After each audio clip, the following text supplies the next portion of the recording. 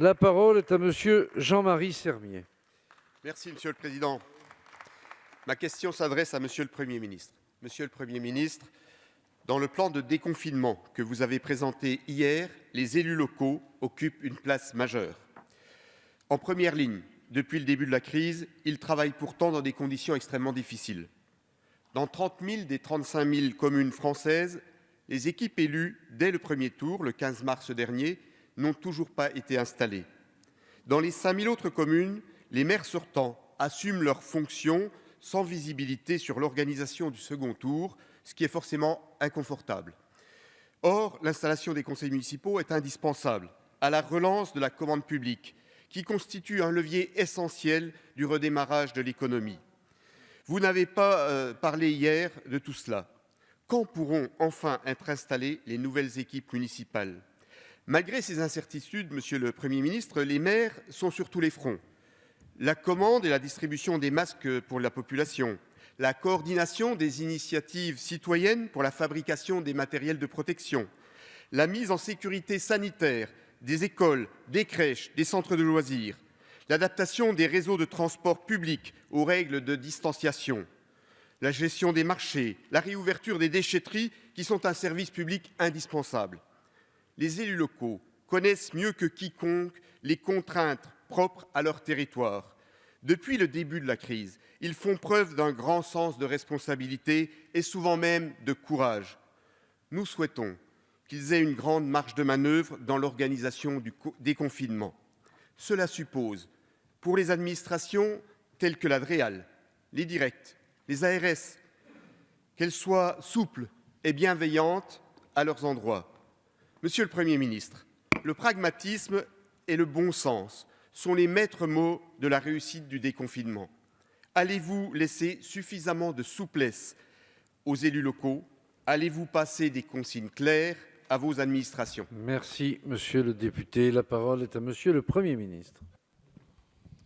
Monsieur le Président, Mesdames et Messieurs les députés, Monsieur le député, je voudrais dire que je pourrais reprendre, je crois, mot pour mot, la déclaration que vous venez de faire avant la question que vous posez, à la fois dans la reconnaissance du rôle qu'ont joué dans des circonstances délicates comme celles que nous connaissons avec cette crise sanitaire, comme ils jouent toujours, les élus locaux et au premier rang desquels évidemment les maires, dans la nécessité pour la construction et la mise en œuvre de ce plan national de déconfinement, de faire confiance et de travailler intelligemment. Faire confiance, ça ne veut pas dire oui systématiquement. Ça veut dire pouvoir travailler intelligemment en comprenant bien l'objectif commun et en essayant de trouver les meilleures solutions à plusieurs pour l'atteindre. Donc vraiment, je suis complètement sur la ligne que vous venez de décrire. Vous avez attiré l'attention du gouvernement, vous posez la question au Premier ministre de savoir quand les conseils municipaux qui ont été complètement élus au terme de l'élection qui s'est tenue le 15 mars pourront être installés. Et on comprend à la fois l'impatience, elle est légitime, le souci de clarté, il est nécessaire pour des équipes élues mais qui ne peuvent pas entrer en fonction, et peut-être encore plus pour des équipes parfois battues ou ayant parfois renoncé à se présenter et qui doivent assurer la gestion des affaires de la commune après soit une élection, soit une défaite. Ça n'est pas non plus d'une très grande simplicité et d'une certaine façon, je pense à eux aussi parce qu'ils doivent faire face à des responsabilités qui sont importantes. Je l'ai dit hier en réponse aux interventions des différents orateurs, et je le redis ce matin bien volontiers, notre objectif, c'est que les conseils municipaux qui ont été élus dans leur totalité au soir du premier tour puissent être installés le plus rapidement possible. Et vraiment le plus rapidement possible. Il n'y a pas de double langage, il n'y a pas de... Plus vite ils seront installés, plus les choses seront claires.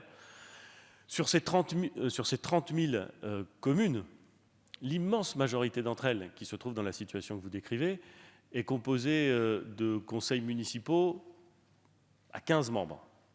Bon, il me paraît, mais je suis prudent car vous savez qu'une procédure a été prévue par la loi, qui veut qu'un rapport puisse dire au 11 mai si nous serons capables d'installer les conseils municipaux. Je ne veux donc pas aller plus vite que la musique, mais il me paraît que dès lors qu'on déconfine le 11 mai, on doit pouvoir réunir dans un cadre... Bon. Donc j'ai bon espoir que nous puissions le faire le plus rapidement possible. Je pense que c'est une bonne chose, à la fois pour la clarté de l'action politique et de la vie politique, aussi probablement pour que des décisions puissent être prises conformément à des engagements qui ont été passés.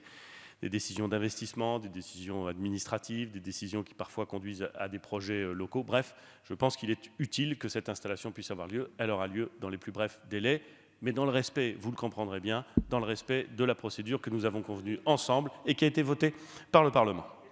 Merci, Monsieur le Premier ministre.